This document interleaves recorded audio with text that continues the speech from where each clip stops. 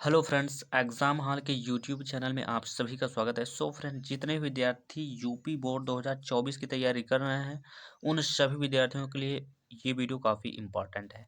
इस वीडियो में हम लोग बात करने वाले हैं कि हिंदी में आपको क्या-क्या पढ़े, जो कि आपका पढ़ने पर आपका पूरा हिंदी में जो है पूरा मार्क्स आ जाए यहाँ पर। तो इस वीडियो में हम लोग बात करेंगे कि हिंदी के सभी टॉपिक यानी जो आपको पढ़ने हैं, क्योंकि हिंदी में कई अब आपको समझ में नहीं आता है कि हमें क्या पढ़ना है, क्या नहीं पढ़ना है। तो इस वीडियो में हम पूरा डिटेल बताने वाले हैं कि आपको क्या पढ़ना है, कैसे पढ़ना है, ठीक है? किस तरीके से पढ़ना है, ताकि आपका हिंदी में जो है पूरा और पूरा मार्क्स मिले। तो चलिए वीडियो को बिना देरी करते हुए वीडियो को स्टार्ट करते हैं। तो जैसा कि आप यहाँ देख सकते हो, यहाँ पर पहले में आपको पढ़ना होगा, पहला आपका टॉपिक है क्या? हिंदी गद्य महत्वपूर्ण बहुविकल्पीय प्रश्न। यानी हिंदी गद्यांश आप सभी जानते हैं, आपका जो हिंदी है गद्यांश और पद्यांश में डिवाइड किया गया है। तो हिंदी में क्या है, गद्यांश के जो है आपको बहुविकल्पीय प्रश्न पढ़ना है और ये जो है आपके बोर्ड एग्जाम में 5 नंबर का आता है। एक क्वेश्चन होता है 1 नंबर का, यानी 5 क्वेश्चन तो 5 नंबर का, ठीक है? और दूसरे नंबर पे हमारा क्या है, तो हिंदी पद्य का, यानी कि गद्यांश से भी 5 क्वेश्चन आता है और पद्यांश से भी 5 क्वेश्चन यहाँ पर आपको देखने को मिलेगा। तो यहाँ से हमारा 10 नंबर जो है आपका क्लियर हो जाएगा। अगर आप लोग मतलब हिंदी गद्यांश से 5 मतलब पढ़ेंगे, जैसे रचनाएँ हो गया, ठीक है? या फिर पूछ लिएगा कोई कवि, ये किस कवि का मतलब, ये जैसे मान लीजिए कोई क्वेश्चन पूछा गया, जयशंकर प्रसाद किस युग के लेखक हैं या किस युग के कवि हैं, ऐसा क्वेश्चन पूछा जाएगा, तो वैसे इस तरीके का क्वेश्चन आपको पढ़ना होगा, ठीक है?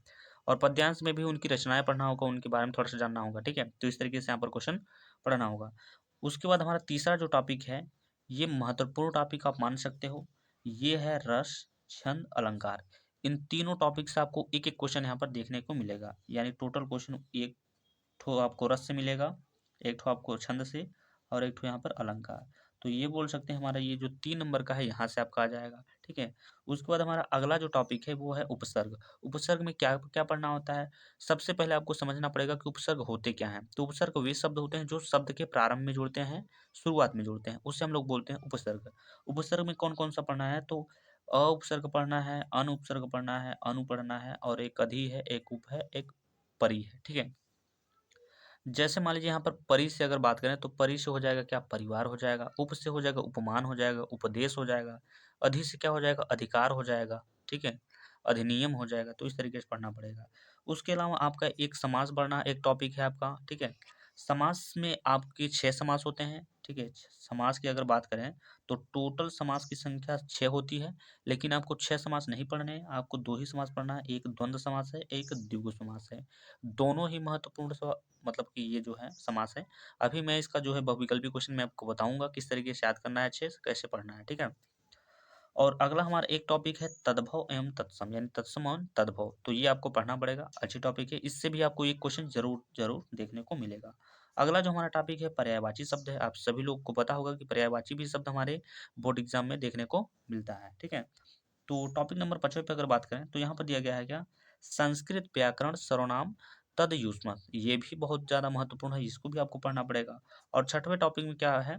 तो 6वें टॉपिक हैं वाक्य प्रयोग, यानी वाच्य प्रयोग और वाक्य परिवर्तन। ये भी आपके बोर्ड एग्जाम में देखने को मिलेगा भाई, ठीक है? तो ये हमारे हो गए 6 टॉपिक, जो कि मैंने बता दिया अच्छी तरीके से। अगला हमारा जो टॉपिक है वो है टॉपिक नंबर 7वां, और टॉपिक नंबर 7वां में क्या दिया गया है? महत्वपूर्ण गद्यांश। ये देखिए 6 नंबर का आता है, ये आप सभी लोग को पता होगा। ये हर साल आता है, मतलब ये काटने वाली बात नहीं है भाई। ये हर साल आएगा, इस साल भी आएगा। अब आपको कन्फ्यूज़न यहाँ पर ये होता है कि महत्वपूर्ण गद्यांश तो ठीक है, बट उसमें पढ़े कौन-सा पढ़ें? तो उसमें हमने यहाँ पर 2 ठो लिया है गद्यांश में। तो पहला है मित्रता एक चैप्टर है और दूसरा है ममता। मित्रता चैप्टर के लेखक आपके हैं आचार्य रामचंद्र शुक्ल, जो कि पहले ही चैप्टर में आप सभी लोगों को पता होगा, ठीक है? और दूसरे जो चैप्टर में है वो है ममता, यानी कि ममता के लेखक कौन है? तो जयशंकर प्रसाद हैं। तो ये दोनों टॉपिक बहुत ज़्यादा महत्वपूर्ण है, यानी गद्यांश आप बोल सकते हो बहुत ज़्यादा महत्वपूर्ण है। इस पे आप ट्रिपल स्टार लगा लो भाई, इसको आप अच्छे से पढ़ लीजिएगा, ठीक है? तो चलिए अब हम लोग चलते हैं अपने नेक्स्ट टॉपिक की ओर। तो ये हमारा अगला टॉपिक, यानी टॉपिक नंबर 8वां। टॉपिक नंबर 8वां में देखिए क्या दिया गया है? महत्वपूर्ण पद्यांश, यानी गद्यांश की हमने बात कर लिया है और यहाँ पर हमारा है क्या? पद्यांश। तो पद्यांश में क्या पढ़ना है? पद्यांश में आपको एक चैप्टर है आपका पद है, और दूसरा आपको पढ़ना है भक्ति नीति पढ़ना है, बहुत ज़्यादा महत्वपूर्ण है भाई। इसमें ये जो पहला वाला है, इस पर आप एकदम ट्रिपल स्टार लगा लो, VIMP लिख लो भाई, ठीक है? VIMP। तो इसको आपको डेफिनेटली पढ़ना होगा, एकदम निश्चित से पढ़ना होगा। तीसरा जो हमारा है पद्यांश, धनुष भंग, ठीक है? और क्या है? वन पथ पर, ये आपको पढ़ना पड़ेगा। तो यहाँ पर 3 यहाँ पर जो है पद्यांश है, ये बहुत ज़्यादा महत्वपूर्ण है, जिसमें से पहला वाला जो है बहुत सबसे ज़्यादा महत्वपूर्ण है, तो इसको आप लोग अच्छे से पढ़ लीजिएगा। अब हम लोग बात करते हैं टॉपिक नंबर 9वां में। टॉपिक नंबर 9वां में क्या दिया गया है? लेखक का जीवन परिचय। तो देखिए, आपको कभी ना कभी ये कन्फ्यूज़न होता होगा कि अब जीवन परिचय कौन-सा याद करें जो हमारे बोर्ड एग्ज़ाम में आ ही जाए, जो हम पढ़ें वही आ जाए। तो जीवन परिचय में हम आपको 2 ठो जीवन परिचय बताएँगे। पहला है हमारा कौन? आचार्य रामचंद्र शुक्ल, जो अभी पहले ही चैप्टर में दिए गए हैं। बहुत ज़्यादा महत्वपूर्ण है और ये आपके बोर्ड एग्ज़ाम में 5 नंबर के देखने को यहाँ पर मिलने वाला है, ठीक है? तो अगर आप जीवन परिचय याद करेंगे और उनके साथ एक रचना भी याद करेंगे, तो आपको 5 नंबर यहाँ पर पूरा दिया जाएगा, ठीक है? दूसरे जो हमारे हैं, किसका याद करना है जीवन परिचय? तो दूसरे जो हमारे कवि हैं, लेखक हैं, जयशंकर प्रसाद हैं। ये भी बहुत ज़्यादा महत्वपूर्ण है भाई, ठीक है? ये दोनों जीवन परिचय आप लोग हर हाल में कंप्लीट कर लीजिएगा। उसके बाद बात करते हैं अब टॉपिक नंबर 10वां। टॉपिक नंबर 10वां में क्या है? तो कवि का जीवन परिचय। अभी हमने बात किया यहाँ पर लेखक का जीवन परिचय, अब बात करेंगे कवि का जीवन परिचय। तो कवि में आपको कौन-कौन सा किस कवि का जो है जीवन परिचय पढ़ना पड़ेगा? तो एक हो गए आपके तुलसीदास और एक हो गई महादेवी वर्मा। ये दोनों ही महत्वपूर्ण है भाई, ठीक है? यहाँ पे लगा लीजिए वेरी इंपॉर्टेंट, ठीक है? तो ये दोनों पढ़ लीजिएगा, दोनों में से आपका एक को ज़रूर फँसने वाला है, ठीक है? अब हमारा 11वां जो टॉपिक है, वो है महत्वपूर्ण श्लोक। तो महत्वपूर्ण श्लोक में अब आपको कौन-सा श्लोक पढ़ना पड़ेगा? तो ध्यान से समझिए यहाँ पर। महत्वपूर्ण श्लोक में मैंने यहाँ पर 2 श्लोक यहाँ पर लिख दिया है, ठीक है? एक तो है आपका सर्वे भवन्तु सुखिनः सर्वे सन्तु निरामयाः, ठीक है? सर्वे भद्राणि पश्यन्तु मा कश्चित् दुःखभाग् भवेत्। तो ये आपका पहला श्लोक हो गया। दूसरा जो महत्वपूर्ण श्लोक है वो क्या है? बंधनं मरणं वापि जयो, ठीक है? वापि पराजया उभयत्र समवीरः वीरता ही वीरता, ठीक है? तो ये आपका दूसरा है महत्वपूर्ण श्लोक। आप वेरी इंपॉर्टेंट इसमें भी लगा सकते हैं, ठीक है? इसको अभी भी डाल सकते हैं वेरी इंपॉर्टेंट। तो ये दोनों आप अच्छे से पढ़ लीजिएगा, क्योंकि यहाँ पर लिखने को देगा आपको, तो यहाँ से आप देख सकते हैं। और ये आपके बोर्ड एग्जाम में जो है 2 नंबर का मिलेगा। आप इतना लिख दोगे तो आपको 2 नंबर यहाँ पर फिक्स हो जाएगा, ठीक है? तो चलिए बात करते हैं टॉपिक नंबर 12 में की। तो टॉपिक नंबर 12 में क्या दिया गया है? महत्वपूर्ण, ठीक है, गद्यांश और पद्यांश। किसका? संस्कृत का। यानी संस्कृत के महत्वपूर्ण गद्यांश और पद्यांश की बात करें, तो यहाँ पर आप थोड़ा सा देख सकते हैं। यहाँ पर संस्कृत में जो महत्वपूर्ण गद्यांश और पद्यांश है, तो उसमें से आपका पहला जो चैप्टर है वो है वाराणसी। यानी वाराणसी वाला आप ऐसा बोल सकते हो कि ये जो है किंग मेकर है आपके हिंदी में। तो इस वाले चैप्टर को आप लोग पढ़ना ना भूलिएगा, ठीक है? इस पे भी आप लगा दीजिए VIMP, ठीक है? तो वाराणसी वाला जो चैप्टर है संस्कृत का, उसको आप लोग जरूर पढ़िएगा। दूसरा आपको जो पढ़ना है वो वीर वीरण पूज्यते एक, ये भी है बहुत ज़्यादा महत्वपूर्ण, इसको भी आप बोल सकते हो, ठीक है? तीसरे नंबर पे है क्या? भारतीय संस्कृति है। और चौथे नंबर पे क्या है? प्रभुत्व ग्रामीण है। तो ये जो चार्ट मैंने यहाँ पर बताया आपको, इन सभी को आप लोग अच्छे से पढ़ लीजिएगा, ताकि आपकी बोर्ड एग्जाम में हिंदी में जो है आपको यहाँ पर 70 आउट ऑफ 70 मिल सके, ठीक है? तो चलिए अब हम लोग बात करते हैं टॉपिक नंबर 13 की। तो यहाँ पर आप लोग देख सकते हो, ये है आपका टॉपिक नंबर 13। और टॉपिक नंबर 13 में क्या पढ़ना पड़ेगा? आप सभी लोग को पता है कि आपके बोर्ड एग्जाम के हिंदी में जो है निबंध भी आता है, ठीक है? अब निबंध में तो भाई देखे होंगे निबंध कितना लॉन्ग होता है, कितना लंबा होता है, तो उसमें कौन सा पढ़ें? तो उसमें देखिए पहले नंबर पे है आपका पर्यावरण प्रदूषण, बहुत ज़्यादा महत्वपूर्ण है भाई, ठीक है? तो इसको आप लोग अच्छे से पढ़ सकते हैं। दूसरे नंबर पे है क्या? विज्ञान वरदान या अभिशाप, ये भी बहुत ज़्यादा महत्वपूर्ण है, तो इसको भी आपको पढ़ना पड़ेगा। और तीसरे नंबर पे क्या है? आतंकवाद का कारण एवं निवारण, ये भी आपका महत्वपूर्ण निबंध है। तो ये 3 निबंध आपको अच्छे से पढ़ लेने होंगे, ठीक है? और इसके अलावा आपके बोर्ड एग्जाम इस साल यानी कि 2024 में एक नया टॉपिक जुड़ा है, जिसका नाम है पत्र लेखन। तो पत्र लेखन के बारे में हम बता देंगे अगले वीडियो में, ठीक है? तो इस वीडियो में बस मैंने आपको बताने की कोशिश किया है कि आपको हिंदी में क्या-क्या पढ़ना है, ताकि जो है हम अपने बोर्ड एग्जाम में 70 में 70 नंबर अच्छे से यहाँ पर अचीव कर पाएँ, ला सकें, ठीक है? तो चलिए सबसे पहले हम लोग बात करने वाले हैं यहाँ पर बहुविकल्पी प्रश्न के बारे में, क्योंकि सबसे पहले मैंने क्या बोला था, हिंदी के महत्वपूर्ण बहुविकल्पी के बारे में आपको पढ़ना पड़ेगा, जो कि गद्यांश और पद्यांश से होते हैं, ठीक है? और रस, छंद, अलंकार से होते हैं, समाज से होते हैं। तो सबसे पहले बात करेंगे बहुविकल्पी प्रश्न के बारे में, उसके बाद गद्यांश और पद्यांश का मैं नेक्स्ट वीडियो लाऊंगा, तो उसमें बता देंगे अच्छे से, ठीक है? तो जैसा कि मैंने आपको बताया, सबसे पहले हम आपका कंप्लीट कराएंगे हम लोग 20 नंबर का बहुविकल्पी प्रश्न, जो आपकी बोर्ड एग्जाम में आएगा, डेफिनेटली आएगा। और ये जो 20 नंबर है आपके लिए बहुत ज़्यादा महत्वपूर्ण है भाई, क्योंकि कुछ हमारे ऐसे भाई हैं जो कि केवल पास होना चाहते हैं, उनसे नंबर से कोई मतलब नहीं, उन्हें केवल पास होना है। तो उन सभी भाइयों को मैं बता देना चाहता हूँ, आप ये 20 नंबर अच्छे से क्लियर कर लो। क्या कहते हैं बोर्ड एग्जाम तुम निकाल लोगे, सभी सब्जेक्ट में आपका काफी अच्छा विकल्प भी तो कम से कम सही ही हो जाए भाई, ताकि आप अच्छे से निकल पाए, ठीक है, जिससे पास केवल होना है, ठीक है। लेकिन हमें पास नहीं होना भाई, लेकिन हमें क्या करना है, 70 में 70 लाना है हर एक पेपर में, हिंदी हो, इंग्लिश हो, मैथ्स हो, ठीक है। मैथ्स के मैंने कई सारे वीडियो यहाँ पे बना के अपलोड कर दिए हैं, यहाँ पर 2 नंबर वाले क्वेश्चन, 4 नंबर वाले क्वेश्चन, 6 नंबर वाले क्वेश्चन, तो आप वहाँ पर जाके देख सकते हो, ठीक है। तो चलिए क्वेश्चन नंबर पहले की ओर चलते हैं। तो क्वेश्चन नंबर पहला हमारा दिया गया है क्या, शुक्ल युग की कालावधि है, तो ऑप्शन नंबर ए क में दिया गया है 1850 ईस्वी से 1900 ईस्वी तक। ऑप्शन नंबर ख में दिया गया है 1900 ईस्वी से 1920 ईस्वी तक। और ऑप्शन नंबर ग में दिया गया 1919 ईस्वी से 1938 ईस्वी तक। और ऑप्शन नंबर ग में क्या दिया गया 1938 ईस्वी से 1947 ईस्वी तक। तो ये आपके ऑप्शंस दिए गए हैं। तो देखिए शुक्ल युग की जो कालावधि है, यानी शुक्ल युग की जो समय सीमा है, वो मानी जाती है 1919 ईस्वी से 1938 ईस्वी तक। यानी आप बोल सकते हो ये आपका ऑप्शन नंबर ग वाला जो है वो करेक्ट ऑप्शन हो जाएगा, ठीक है। चलिए चलते हैं क्वेश्चन नंबर दूसरे की ओर। ये क्वेश्चन आपके बोर्ड एग्जाम के लिए काफी महत्वपूर्ण क्वेश्चन है, ठीक है। तो इस पर आप वीआईपी क्वेश्चन लिख सकते हो। तो यहाँ पर दिया गया है रस मीमांसा के लेखक हैं, आप सभी लोगों को पता होगा कि रस मीमांसा के लेखक कौन है, बहुत ज्यादा महत्वपूर्ण ये लेखक हैं। तो ऑप्शन नंबर क में दिया गया आचार्य रामचंद्र शुक्ल। ऑप्शन नंबर ख में दिया गया भगवत शरण उपाध्याय, ठीक है। ऑप्शन नंबर ग में दिया गया गुलाब राय। और ऑप्शन नंबर घ में क्या दिया गया है, जयप्रकाश भारती दिया गया है। तो देखिए रस मीमांसा जो रचना है वो आचार्य रामचंद्र शुक्ल जी के द्वारा रचा गया है, जो कि बहुत ज्यादा महत्वपूर्ण रचना है। यानी इन जो आचार्य रामचंद्र शुक्ल हैं, इनके आप 2-3 रचना आप पढ़ लीजिएगा अच्छे से। आपका जो है बोर्ड एग्जाम में इनका एक ठो क्वेश्चन जरूर, 1 या 2 क्वेश्चन जरूर देखने को मिलने वाला है आपको, ठीक है। तो चलिए चलते हैं क्वेश्चन नंबर तीसरे की ओर। यहाँ पर आप लोग देख सकते हो ये आपका क्वेश्चन नंबर तीसरा। क्वेश्चन नंबर तीसरे में क्या बोल रहा है, कंकाल के लेखक हैं, ये भी आपका महत्वपूर्ण रचना है भाई, ठीक है, वेरी इंपॉर्टेंट, ये भी महत्वपूर्ण रचना है। तो यहाँ पर बोल रहा है कंकाल के लेखक कौन है, तो ऑप्शन नंबर क में दिया गया मुंशी प्रेमचंद्र। ऑप्शन नंबर ख में दिया गया है जयशंकर प्रसाद। और ऑप्शन नंबर ग में दिया गया है निराला, ठीक है। ऑप्शन नंबर घ में क्या दिया गया है, रामचंद्र शुक्ल दिया गया है। तो देखिए कंकाल के जो लेखक है वो है जयशंकर प्रसाद, यानी ऑप्शन नंबर आपका ख वाला जो है ऑप्शन एकदम करेक्ट ऑप्शन है, ठीक है।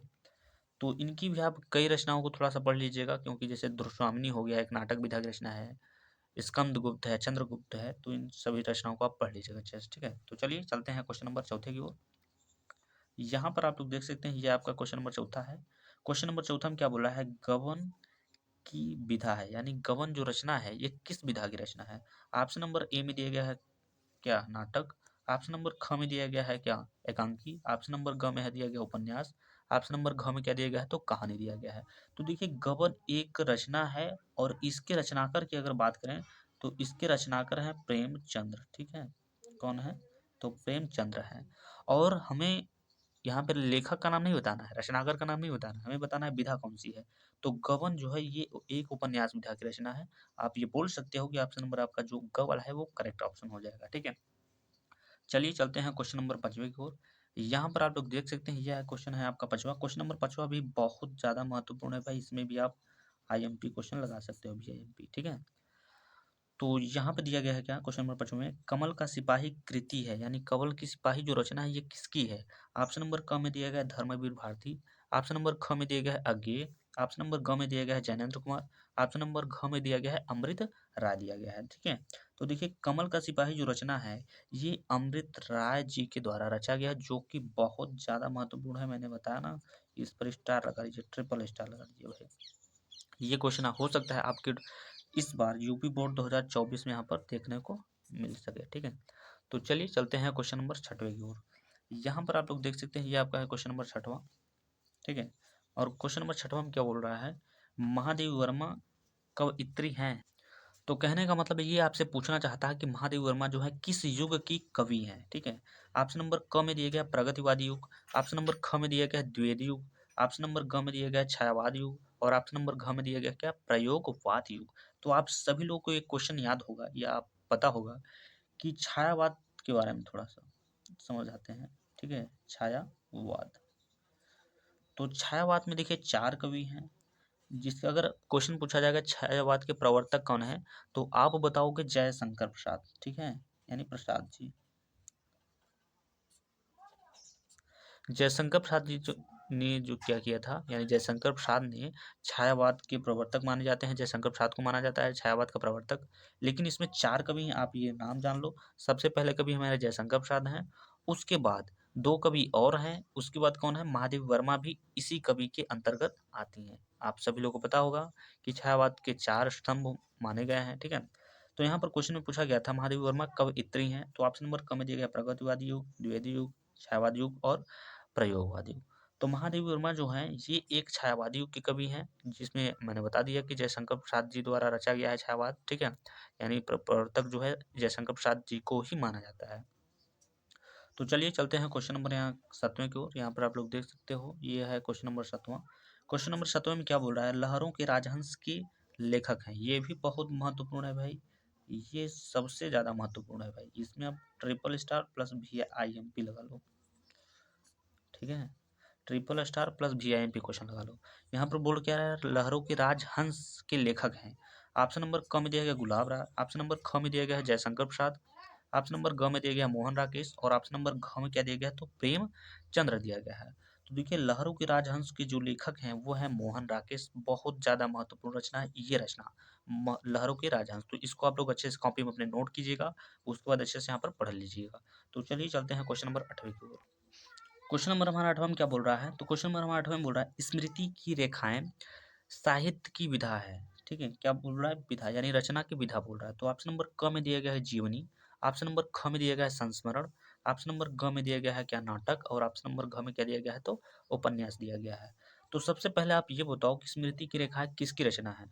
तो सबसे पहले आपको जानना पड़ेगा कि स्मृति की जो रेखा ये रचना है, ये रचना है महादेवी वर्मा की, ठीक है। किसकी है, तो महादेवी वर्मा की है, महादेवी वर्मा की है। महादेवी वर्मा को सभी जानते हैं कि ये कवि हैं, ठीक है। तो महादेवी वर्मा की रचना क्या है, स्मृति की रेखा है। लेकिन हमसे यहाँ पर कवि का नाम नहीं पूछा है, हमसे पूछा है इसकी विधा क्या है। तो महादेवी वर्मा ने स्मृति की रेखाएं जो रचना है इसको संस्मरण विधा में रचा है। किस विधा में, संस्मरण विधा में।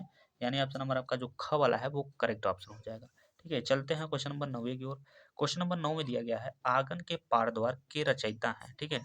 ऑप्शन नंबर क में दिया गया है धर्मवीर भारती, ऑप्शन नंबर ख में दिया गया है मुक्ति बोध। यहाँ पर देखिए मुक्ति बोध का यहाँ पर शॉर्ट नेम है, इनका पूरा नाम है क्या, गजानन माधव मुक्ति बोध, ठीक है। और ऑप्शन नंबर ग में दिया गया है सच्चिदा, ये स का मतलब होता है सचिदा, ही का मतलब हीरा, वी का मतलब वात्स्यन और अज्ञेय, ठीक है। ऑप्शन नंबर घ में दिया गया है जयशंकर। तो यहाँ पर पूछा गया था आंगन के पार द्वार जो रचना है वो किसके द्वारा रचा गया है।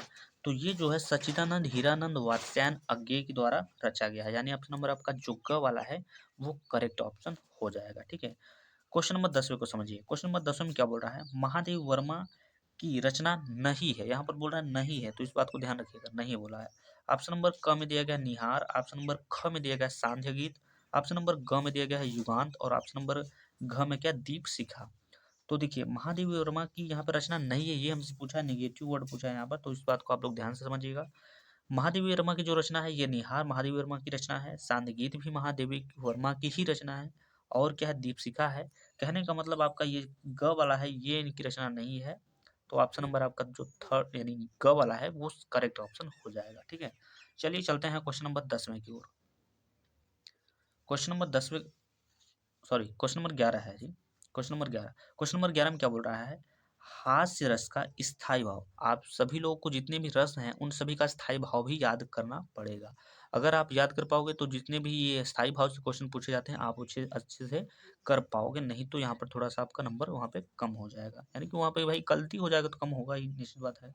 तो ऑप्शन नंबर फर्स्ट में दिया गया है रति दिया गया, ऑप्शन नंबर ख में दिया गया यानी गम सॉरी ख में दिया गया है हास, ऑप्शन नंबर ग में दिया गया है निर्वेद और ऑप्शन नंबर घ में क्या दिया गया है, तो विष में दिया गया है। तो देखिए हास्य रस का हास्य का अब भाई देखिए यहाँ पर पढ़ने पर है आपको महसूस हो रहा है, हास्य का मतलब होता है हंसी, यानी हास्य का मतलब क्या होता है, तो हास होता है भाई, इसका स्थायी भाव क्या हो जाएगा, तो हास हो जाएगा, ठीक है। चलिए चलते हैं क्वेश्चन नंबर 12 की ओर। यहाँ पर देख सकते हैं ये क्वेश्चन आपका जो पूछा गया है ये अलंकार से क्वेश्चन उठाया गया है। यहाँ पे देखिए क्या बोल रहा है, पीपर पात सरिस मन डोला, उपयुक्त पंक्ति में अलंकार है। ये देखिए क्वेश्चन पूछा है ना अलंकार से। मैंने बोला था एक आपका रस से क्वेश्चन आएगा, एक छंद से, एक अलंकार से, यहाँ पर आपको देखने को जरूर मिलेगा, ठीक है। तो ये अलंकार वाला क्वेश्चन है। तो ऑप्शन नंबर क में दिया गया है क्या रूपक, ऑप्शन नंबर ख में दिया गया है उपमा, ऑप्शन नंबर ग में दिया गया है उत्प्रेक्षा, ऑप्शन नंबर घ में क्या दिया गया है, तो अनुप्रास दिया गया है। तो देखिए यहाँ पर सबसे पहले आप समझने की कोशिश करिए। यहाँ पर बोल रहा है पीपर पात सरिस मन डोला है, यानी पीपर के पत्ते के जैसा जो है सरिस यानी मन डोल रहा है। मन यानी मतलब पीपर के पात है, पात मतलब पत्ता होता है, वैसा क्या डोल रहा है तो मन डोल रहा है।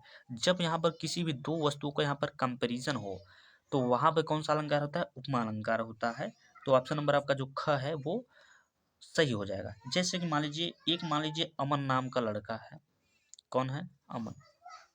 और एक मान लीजिए सुमन नाम का लड़का है या लड़की है, मान सकते हो। अगर मैं ये बोलूं कि अमन जो है ये सुमन से ज़्यादा सुंदर है, तो मैंने यहाँ पर क्या किया, उन दोनों में कंपेयर कर दिया, तुलना कर दिया। जहाँ भी कभी तुलना की बात करेगा तो वहाँ पर कौन सा अलंकार हो जाएगा, तो वहाँ पर हो जाएगा उपमा अलंकार। आई होप आप सभी को ये क्लियर हो गया होगा। ठीक है, तो चलिए चलते हैं क्वेश्चन नंबर 13 की ओर। यहाँ पर देख सकते हैं आपका ये है क्वेश्चन नंबर 13। मैंने बोला था एक छंद से भी का क्वेश्चन आपको देखने को मिलेगा।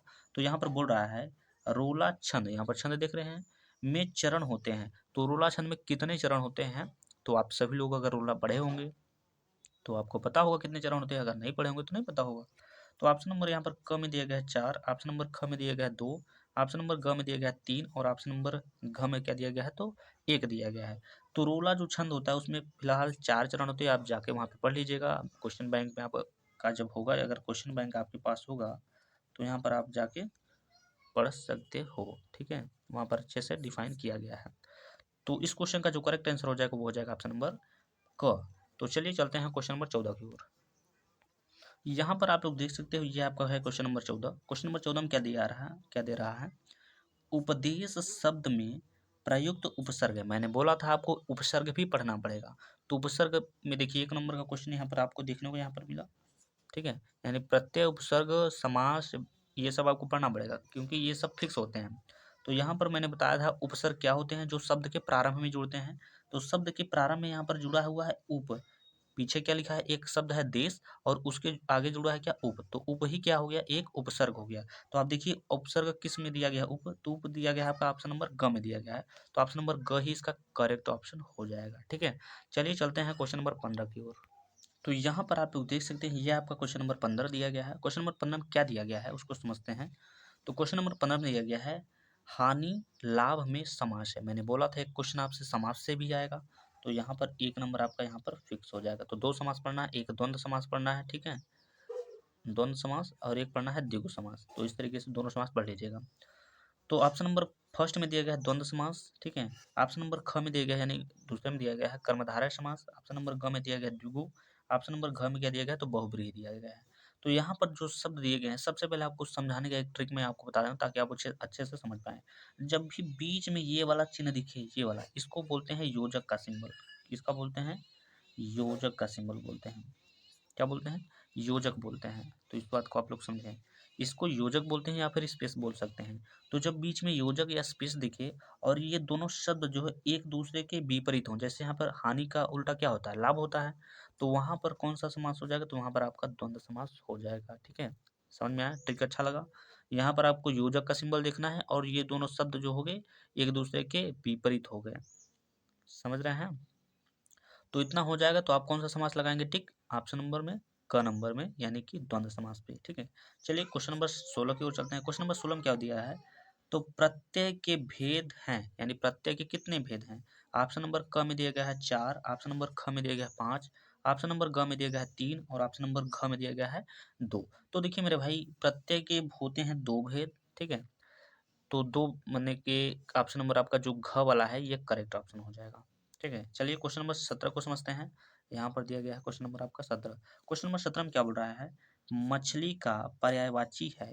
मैंने बोला था क्वेश्चन आपसे पर्यायवाची से भी पूछा जाएगा, तो 1 नंबर आप पर्यायवाची में भी कंप्लीट यहाँ पर कर सकते हैं। तो मछली का पर्यायवाची यहाँ पर पूछ रहा है। तो ऑप्शन नंबर ए में दिया यानी क में दिया गया है द्विज, ऑप्शन नंबर ख में दिया गया है मीन और ऑप्शन नंबर ग में दिया गया है सॉरी रचना और ऑप्शन नंबर घ में क्या दिया गया है, मूड दिया गया है। तो मछली का जो पर्यायवाची शब्द हो जाएगा वो हो जाएगा मीन। मीन एक क्या है, ये मछली का एक पर्यायवाची शब्द है। आप पर्यायवाची शब्द अच्छे से याद कर सकते हो, पढ़ सकते हो। ठीक है, तो चलिए चलते हैं क्वेश्चन नंबर 18 की ओर। यहाँ पर आप लोग देख सकते हैं ये आप है का है क्वेश्चन नंबर 18। क्वेश्चन नंबर 18 भी महत्वपूर्ण क्वेश्चन है, आपके बोर्ड एग्जाम के पॉइंट से आप बोल सकते हो। ठीक है, तो इतना हो जाने के बाद अब इसको समझते हैं, इसको कैसे हम लोग करने वाले हैं। तो यहाँ पर आपसे क्वेश्चन में क्या पूछ रहा है, यद्यपि में कौन सी संधि है, यद्यपि में कौन सी संधि है।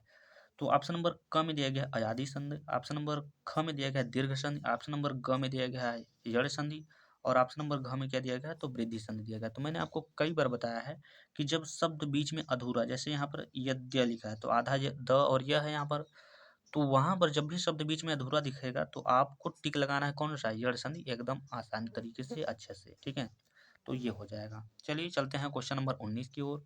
यहाँ पर ये देख सकते हैं, ये है आपका क्वेश्चन नंबर 19। क्वेश्चन नंबर 19 में क्या बोल रहा है, मधु शब्द का तृतीया विभक्ति बहुवचन रूप है, ठीक है। ऑप्शन नंबर ए में दिया गया है मधुने, ऑप्शन नंबर ख में दिया गया है, सॉरी ऑप्शन नंबर क था ये ख है, मधुना दिया गया है, ऑप्शन नंबर ग में दिया गया है मधुनी, ऑप्शन नंबर घ में दिया गया है मधुनी। तो सब मधुनी ये भी लिखा है, मधुनी ये भी लिखा है, तो इन दोनों में फर्क क्या है, तो मात्रा का बस फर्क है। तो हमसे पूछा है मधु शब्द का द्वितीय विभक्ति बहुवचन, तो द्वितीय विभक्ति जो बहुवचन का हो जाएगा, तो ऑप्शन नंबर आपका जो घ वाला है वो सही होगा, छोटी ई की मात्रा होगा नी में, ठीक है।